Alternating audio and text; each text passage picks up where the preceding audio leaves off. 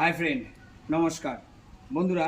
আজকে দেখাবো যে বস্তায় গাছ লাগানো, কিভাবে গাছ লাগাবো সেই প্রক্রিয়াটা কিন্তু আজকে তোমাদের কাছে আমি ক্লিয়ারভাবে বলবো যে বস্তায় গাছ লাগালে আমাদের কি বেনিফিট। আমি আগের ভিডিওতে অনেকবার বলেছি, তো আজকে কিভাবে বস্তায় গাছ লাগালে আমার মোটামুটি 5 থেকে 7 বছর চলে যাবে, আর এক্সট্রা কোনো খরচা হবে না, আর টব হবে হালকা।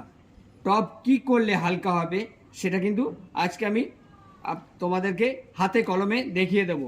এই যে দেখতে পাচ্ছ, এই দেখো আমি কিন্তু এতগুলো বস্তা রেডি করে নিয়েছি। কি করেছি, এই যে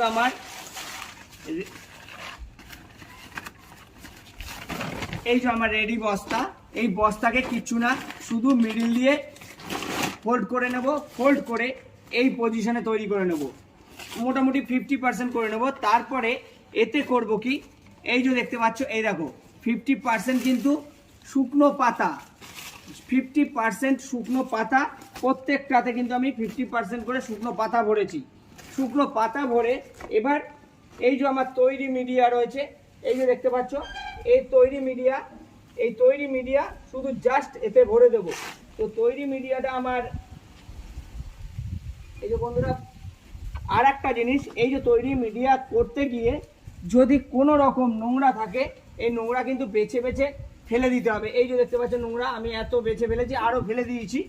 তো তৈরির সময় যত নোংরা থাকবে সব নোংরা কিন্তু বারবার বলছি ফেলে দিতে হবে।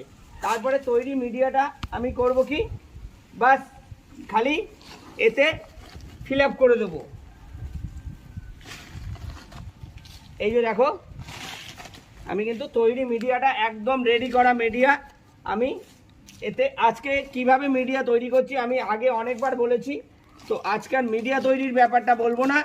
আজকে কি করে বস্তায় গাছ লাগানো যাবে সেটা আমি তোমাদেরকে বলে দিলাম। এই যে দেখে নাও, ব্যাস।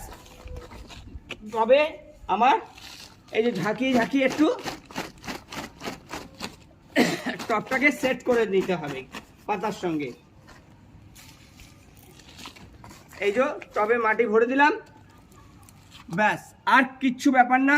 এবার এতে গাছ আমি যেমন খুশি গাছ রোপণ করে নেব। কারণটা কি, এই মিডিয়াতে কিন্তু সব রকম উপাদান দিয়ে মিডিয়াটা তৈরি করা হয়েছে, মাটি তৈরি করা হয়েছে। এতে শুধু গাছ রোপণ করে দিলে হয়ে যাবে। নমস্কার বন্ধুরা, ভিডিওটি ভালো লাগলে লাইক শেয়ার কমেন্টস করবেন, সাপোর্ট করে আমার পাশে থাকবেন। নমস্কার।